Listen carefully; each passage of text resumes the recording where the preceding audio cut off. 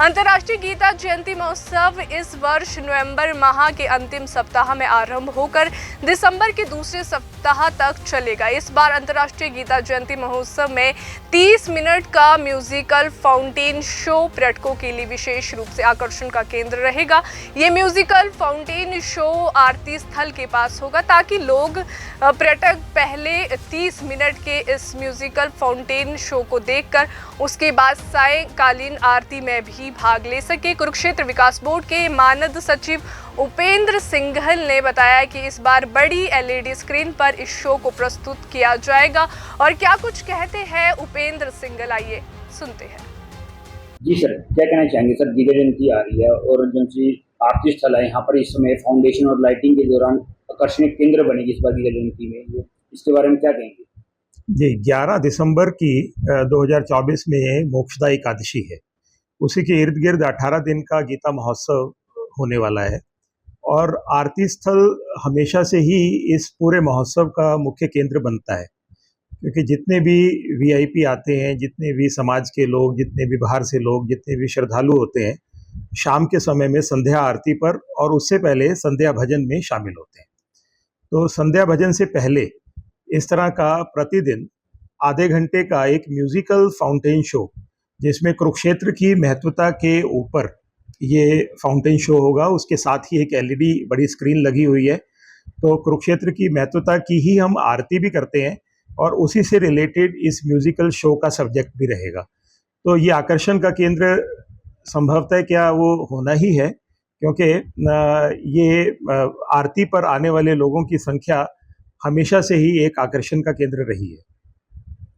Sir, Gita Jayanti में तो आरती स्थल पे ही चलिए, डेली आरती होती है और आसपास के उनसे शहरों के गाँव वासियों के सभी लोग शहर के लिए भी आते हैं, कुछ वैसे ही घूमने के लिए आते हैं। ये पर्यटक स्थल है इतना, तो उस समय भी डेली ये आरती के साथ ये फाउंटेन चलेंगे? जी बिल्कुल, हमारी योजना यही है कि अपने शहर का और आसपास के शहरों के भी निवासी यजमान बन के आरती में प्रतिदिन शामिल हो।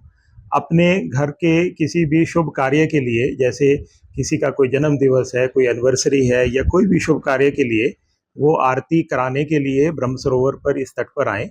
और उससे पहले ये प्रतिदिन आधे घंटे का शो प्रतिदिन चला करेगा। तो ये पूरे साल एक आकर्षण का केंद्र बना रहेगा।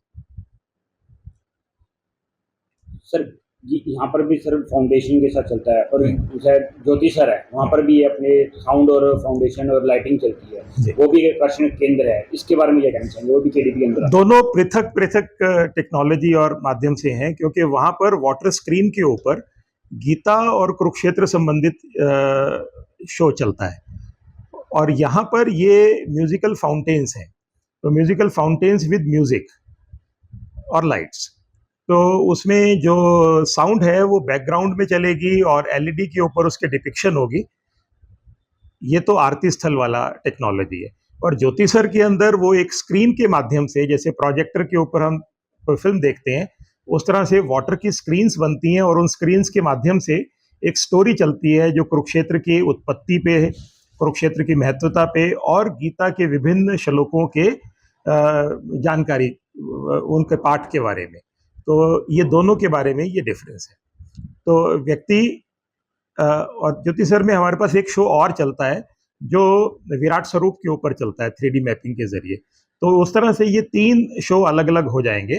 पहले व्यक्ति श्रद्धालु जो है वो आरती स्थल पर आए, आरती से पहले म्यूजिकल फाउंटेन शो देखें, फिर आरती अटेंड करें और फिर ज्योति सर जाके ये दोनों शो देख पाएंगे। तो इनकी टाइमिंग्स भी इसी हिसाब से मैनेज की जाएंगी और इनकी यजमान बनाने के लिए हम अभी प्रक्रिया में हैं, जिसमें कोई भी व्यक्ति रजिस्ट्रेशन अपनी करा पाएंगे और यहाँ पर उस दिन की आरती यजमान बन के कर पाएंगे। सर, इसकी कोई ज्योति सर में जो टाइमिंग भी है सर, कुछ बताएं? बिल्कुल, ये संध्या से रिलेटेड विषय है। इसका एक टाइम 365 दिन का एक समय नहीं रहता, क्योंकि शाम का समय हर दिन अलग होता है। तो तकरीबन जैसे आजकल 7:15 बजे कुरुक्षेत्र की आरती प्रारंभ होती है और करीबन 7:30 से 8 बजे के बीच में फिर शो ज्योतिसर में शुरू होता है। तो यहाँ की आरती के बाद व्यक्ति आसानी से ज्योतिसर पहुँच जाए और फिर ज्योतिसर का शो भी देख पाए। इसी योजना से ये दोनों शो चलते हैं। मैं उपेंद्र सिंघल हूँ, कुरुक्षेत्र विकास बोर्ड में मानद सचिव। हरियाणा सरकार की ये बहुत महत्वपूर्ण योजना है, क्योंकि माननीय मुख्यमंत्री जी का यही विजन है कि कुरुक्षेत्र में यात्री ज़्यादा से ज़्यादा समय रुके। उसी लिए ये संध्या काल की प्रोजेक्ट्स को इनिशिएट किया गया, क्योंकि ये आकर्षण के केंद्र ही व्यक्ति को रात को कुरुक्षेत्र रोकाएं, पहले यहाँ पर रुकें, फिर उसके बाद ज्योतिसर जाके शो देखें, तो इस तरह से होल्ड ओवर टाइम मैक्सिमम हो कुरुक्षेत्र में। तो इस योजना के साथ ये प्रोजेक्ट्स इनिशिएट किए गए थे और जल्दी ही ज्योतिसर में अनुभव केंद्र, क्योंकि उसकी 2 बिल्डिंग्स का तो लोकार्पण हो चुका है, बाकी 2 बिल्डिंग्स और एक सरस्वती बिल्डिंग, 3 बिल्डिंग्स भी जल्दी शुरू हो जाएंगी।